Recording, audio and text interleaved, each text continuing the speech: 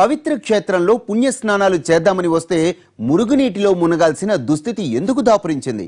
TDP YCP నాయకులు తుంగభద్రలో పోటాపోటీగా ఇసుక దందాలు చేస్తూ మంత్రాలయం వాసుల్ని ఇబ్బంది పెడుతున్నారా?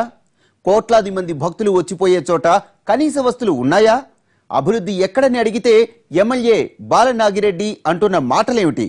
వరుసగా 2 సార్లు గెలిచిన ఆయన నియోజకవర్గానికి చేసిందేమిటి?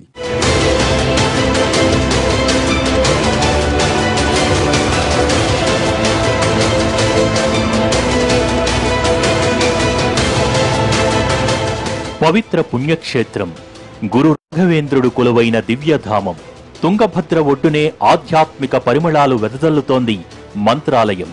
ఆ పేరుతోనే 2009 పునర్విభజనలో ఏర్పడింది అసెంబ్లీ నియోజకవర్గం.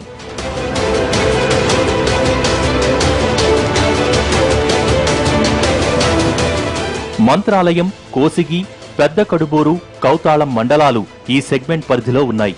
2009లో తొలిసారి ఎన్నికలు జరగ్గా అప్పుడు టీడీపీ నుంచి గెలిచారు బాలనాగిరెడ్డి. తర్వాత ఆయన వైసీపీలోకి జంపై 2014లో ఆ పార్టీ తరపున పోటీ చేశారు.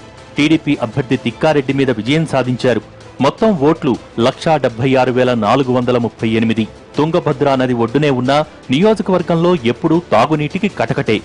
పెదకడుబూరు మండలంలో ఫ్లోరైడ్ సమస్య తీవ్రంగా ఉంది. దానికి ఇంతవరకు పరిష్కారం లేదు. ప్రధాన రహదారులు పర్వాలేదనిపిస్తున్నా గ్రామాల్లో ఇంటర్నల్ రోడ్లు అధ్వానంగా ఉన్నాయి. మంత్రాలయం రాఘవేంద్ర కాలనీలోనే సరిగా లేవు. ఐఏఎస్ అధికారి ప్రద్యుమ్న దత్తత తీసుకున్నాక పరిస్థితి కాస్త మెరుగుపడింది తప్ప పూర్తి సదుపాయాలు సమకూరలేదు. కోసిగి, పెదకడుబూరు, కౌతాళం మండలాల్లోనూ ఇదే పరిస్థితి. కర్ణాటక సరిహద్దులో ఉండటం, పాలకులు అధికారులు పెద్దగా పట్టించుకోకపోవడంతో ఇక్కడ అభివృద్ధి పూర్తిగా పడకేసింది.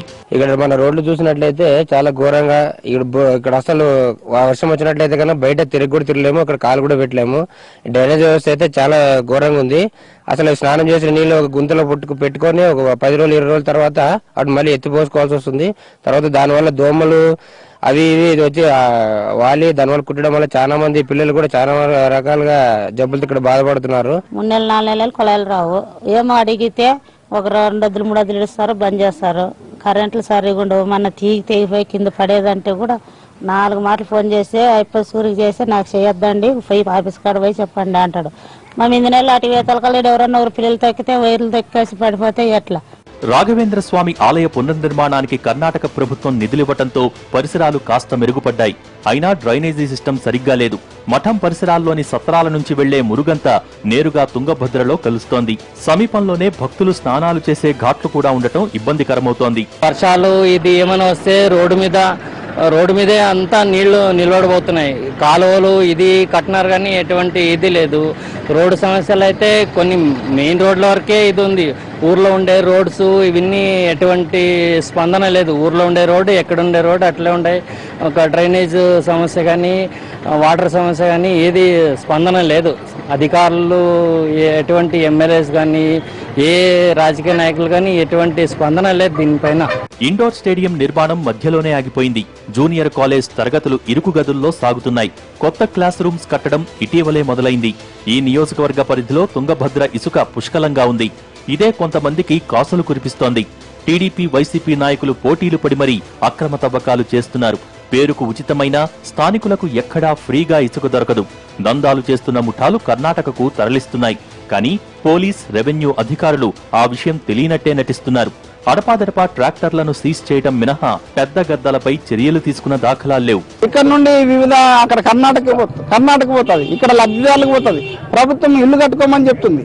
ఆ ఇల్లు కట్టుకునే వాళ్ళు ఇల్లు కట్టుకుని తీసిపోతుంటే ఇక్కడ పోలీసులు ఎంఆర్ఓలు పట్టుకుంటారు. ఒక ట్రాక్టర్కి ఫైన్ వేస్తారు. ప్రభుత్వమే ఫైన్ వేస్తుంది. మరి పక్క ప్రభుత్వమే ఉచితంగా అంటుంది.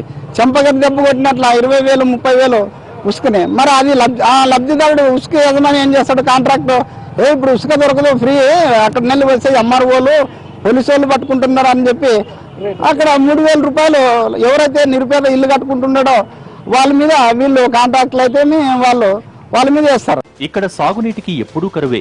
గురు రాఘవేంద్ర ప్రాజెక్టుతో పాటు దానికి అనుబంధంగా ఉన్న ఎత్తిపోతలలు ఏవీ పూర్తి కాకపోవడంతో రైతుల సమస్యలు తీరటం లేదు. బసలదొడ్డి లిఫ్ట్ స్కీమ్ పూర్తయినా నీటితో నింపకపోవడంతో ఉపయోగం లేకుండా పోయింది. ఇంకో 30 కోట్ల దాకా ఖర్చు చేస్తే తప్ప పులికనుమ ప్రాజెక్టు పూర్తి కాదు. చాలా కాలం అటవీ అనుమతుల సమస్య వెంటాడిన ఈ ప్రాజెక్టును పూర్తి చేయాలన్న చిత్తశుద్ధి కరవైంది. ఇక ఆర్డీఎస్ గా పిలిచే రాజోలి బండ డైవర్షన్ స్కీమ్ ఒకవైపు తెలంగాణ, మరోవైపు కర్ణాటకతో ఎప్పుడూ వివాదాల్లోనే ఉంటోంది. తాను ప్రతిపక్ష ఎమ్మెల్యేనే అయినందునే నియోజకవర్గ అభివృద్ధి నిధులు ఇవ్వటం లేదంటున్నారు బాలనాగిరెడ్డి.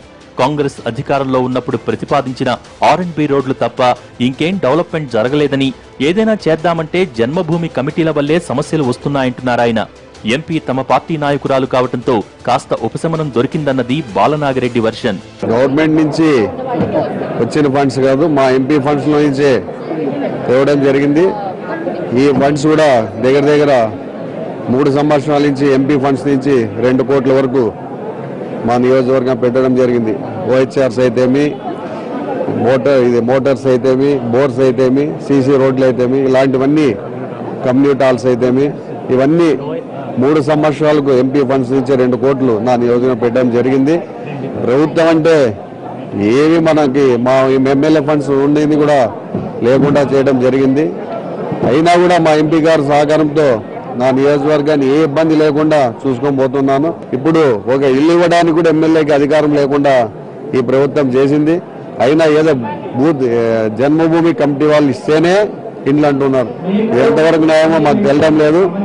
తప్పకుండా నా నియోజకవర్గాన్ని అభివృద్ధి చేయాల్సిన అవసరం ఉంది. టీడీపీ మాత్రం పనిచేయాలన్న చిత్తశుద్ధి ఎమ్మెల్యేకు ఉంటే ఎవరు అడ్డుకుంటున్నారని ప్రశ్నిస్తోంది. అధికారంలో లేకున్నా ఎంపీ బుట్టా రేణుక కేంద్రంతో మాట్లాడి నిధులు తెస్తున్నట్టే ఈయన కూడా అసెంబ్లీలో గట్టిగా మాట్లాడి చంద్రబాబును అడిగి ఎందుకు తెచ్చుకోకూడదని ప్రశ్నిస్తున్నారు అధికార పార్టీ నేతలు. కనీసం అసెంబ్లీలో మా నియోజకవర్గానికి సంబంధించిన సమస్యలపైన నోరు కూడా మెదపడు. కానీ ఇక్కడ వచ్చి మాత్రం అవి చేయలేదు ఇవి చేయలేదు అంటున్నాడు. కానీ అభివృద్ధిలో ఈరోజు రోడ్లు చూస్తే ఈవెన్ విజయవాడ, హైదరాబాద్లో లేని రోడ్లు మంత్రాలయంలో వేయించాం. మంత్రాలయం నియోజకవర్గంలో అండర్ గ్రౌండ్ డ్రైనేజీ చేశాం. ఇంకా చాలా మేము చేసేటివి ఉన్నాయి. కానీ ఇంకా ప్రజలు మాకు సహకారం ఇస్తున్నారు. ఆర్డీఎస్ రైట్ కెనాల్ కోసం 3,09,00,000 రూపాయలు DPR డీటెయిల్ ప్రాజెక్ట్ రిపోర్ట్ కోసం ఇచ్చారు. 4 TMCల వాటర్ మాకు ఉంది. ఆ 4 TMCల వాటర్ మేము తీసుకొని వస్తే కర్నూలు పార్లమెంట్ అంతా సస్యశ్యామలం అవుతుంది. ఎందుకు అడ్డుకుంటున్నారు? పనిచేసేవానికి అడ్డుకోరెవరు? నువ్వు అడగ గట్టిగా, నీకు అధికారం ఉంది కదా. చంద్రబాబు నాయుడు గారిని పోయి అడగొచ్చు కదా. మీరు అడగండి, అసెంబ్లీలో మాకు ఫండ్స్ చేయండి, నాకు అభివృద్ధి చేయాలా, నేను ఎమ్మెల్యేగా ప్రతినిధి, నేను ప్రజలకు ఏం చెప్పాలని, నేను నాకు ఓటు వేసినారని చెప్పి గట్టి మాట్లాడాలి. మాట్లాడేది ఒక్కరోజు కూడా అసెంబ్లీలో మాట్లాడేది మనం చూడలేదు. మొదట్లో ఈ నియోజకవర్గంలోని 4 మండలాలలో తెలుగుదేశం పార్టీ బలంగా ఉండేది. కానీ బాలనాగిరెడ్డి పార్టీ మారాక తేడా వచ్చేసింది. ప్రస్తుతం 3 మండలాలలో వైసీపీ హవా నడుస్తోంది. ఒక్క కౌతాళంలో మాత్రం అధికార పార్టీ పట్టు తగ్గలేదు. ఇక్కడ వాల్మీకి ఓటర్లు ఎక్కువ కాగా ఆ సామాజిక వర్గంలో పట్టున్న నాయకుడు మాధవరం రామిరెడ్డికి, టీడీపీ ఇన్ఛార్జి తిక్కారెడ్డికి మధ్య విభేదాలున్నాయి. అవే పార్టీకి నష్టం చేస్తున్నాయంటున్నారు కార్యకర్తలు. విభేదాలు మర్చి కలిసి నడవడంతో పాటు పాత ఓటు బ్యాంకును పునరుద్ధరించుకోకుంటే అధికార పార్టీకి కష్టమేనన్న అభిప్రాయముంది.